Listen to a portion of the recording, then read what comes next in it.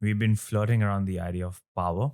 Let's talk about it. So, Ralph Waldo Emerson had once said that an institution is the lengthened shadow of one man. This ultimately became the premise of Robert Carroll's magnum opus, The Power Broker, where he explored the nature of power, the psychology of power.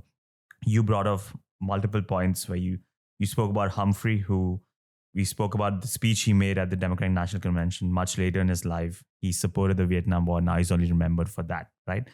He ended up, in a way, compromising on some of his ideals. You spoke about FDR as well, he made a devil's bargain. Spoke about Truman, who wanted to support civil rights, but when he saw the calendar, he ended up switching slightly.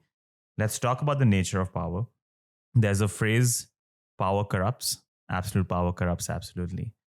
You have studied so many important, powerful men in history, presidents, leaders, revolutionaries, politicians.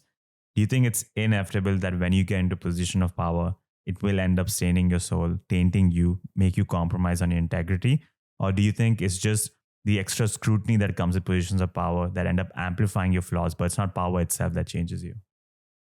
I believe that absolute power will absolutely corrupt, but I think that power is just a tool and it can be used for good or ill, not dictatorial absolute power, but to gain political power or social power. It's what you do with it. And I don't think that it inevitably leads to corruption at all. And I think actually one of the failures of many parts of the political left, particularly in the US, or maybe it's just I'm so much more familiar with the US, is the idea that there's something immoral about having power and that the only kind of morally defensible stance is to be powerless or to be oppressed or to be the underdog. And I don't buy that for 1 second.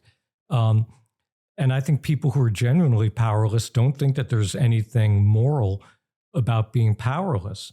And I think that part of what makes political leadership or religious leadership or leadership in the business sector of society or the sporting world or anywhere else important is that the right people can use that power in the right ways.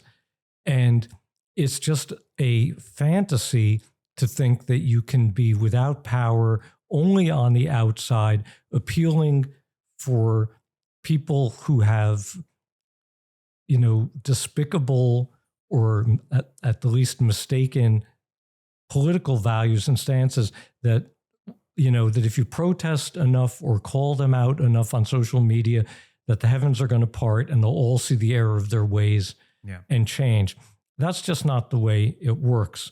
And I think that Humphrey in 1948, the people he worked with the convention, and Johnson as president were good examples, and FDR with all of his flaws, his shortcomings on civil rights, but with the rest of his agenda, were great examples of using political power, using political acumen in order to get a positive result for a larger society.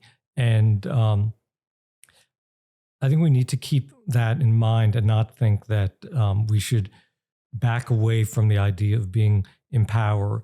Look, there are people who are powerless who do ignoble things also. I don't think, human nature is made better or worse by being in power or not in power. Again, as I said at the outset, it's a tool. What do you do with that tool? And it's a really great tool if you can use it for the right ends. Is there a specific trait that stands out to you for like these leaders that you mentioned, that it takes a special type of man to get power, but use it in the right sense and not get corrupted by it? That's absolutely true. But look, when you're talking about having political power, it's on a very big canvas. Yeah. But what makes someone a good parent or a bad parent? Mm-hmm. What makes someone a good spouse or a bad spouse? What makes someone a good teacher or a bad teacher? Manager, bosses. Yeah. Yeah, a good minister or a bad minister. All those on somewhat smaller canvases are positions of power.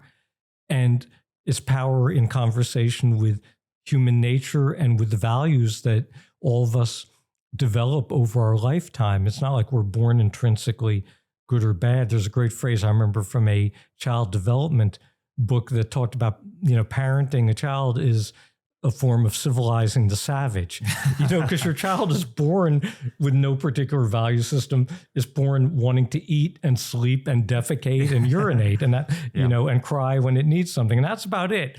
Everything else that your child absorbs on the way to adulthood is going to come from outer influences and a process of learning. Mm-hmm. And so you can be, a parent who raises a thoughtful and compassionate and socially conscious kid, or you can be a parent who raises a child to be violent and defensive and repressed and all kinds of negative things.